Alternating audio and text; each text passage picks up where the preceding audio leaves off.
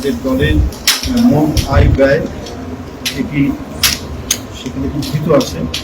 দলের মোট আয় হয়েছে 15,65,94,842। আমি আবারও বলছি 15,65,94,842।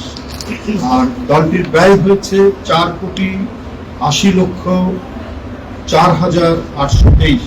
আবার বলছি দলটির মোট ব্যয় হয়েছে 4,80,04,823।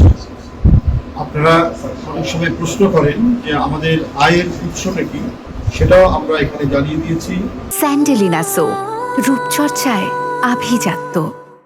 জাতীয় নির্বাহী কমিটির মাসিক চাঁদা, বই পুস্তক বিক্রয়, বিভিন্ন ব্যক্তি ও প্রতিষ্ঠান হতে অনুদান, ব্যাংক হতে অর্জিত সুদ, এটা হচ্ছে আমাদের সোর্স, আমাদের আয়ের সোর্স। আর ব্যয় হচ্ছে আমাদের বিভিন্ন, যেমন ধরুন ব্যক্তিকে আর্থিক অনুদান, বিভিন্ন জেলায় বন্যা কবলিত এলাকায় ত্রাণ বিতরণ, পোস্টাল লিফলেট ছাপানো, বিভিন্ন জনসমাগম, বিভিন্ন আলোচনা সভায় হল ভাড়া ও অন্যান্য খরচ, পত্রিকায় ক্রোড়পত্র ছাপানো, রমজানি ইফতার মাহফিল ও অফিসিয়াল বিভিন্ন খরচ বাবদ এখানে হচ্ছে আমাদের যেটা ব্যয় হয়েছে। তো এই মধ্যে আমাদের টোটাল আয়ের মধ্যে যে ব্যয় হয়েছে এর মধ্যে আমাদের উদ্বৃত্ত রয়েছে 2024-এর পঞ্জিকা বছরের উদ্বৃত্ত হচ্ছে 10,85,90,019 টাকা।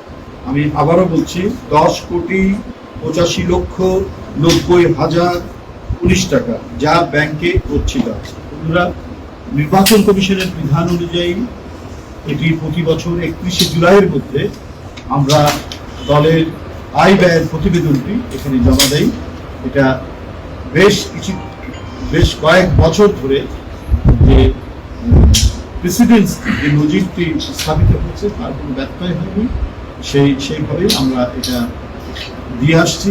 এবং এক্ষেত্রে আমরা আয় কীভাবে আমাদের হয়েছে, আমরা কোন কোন খাতে ব্যয় করেছি, সেগুলো আমাদের পুঙ্খানুপুঙ্খ রূপে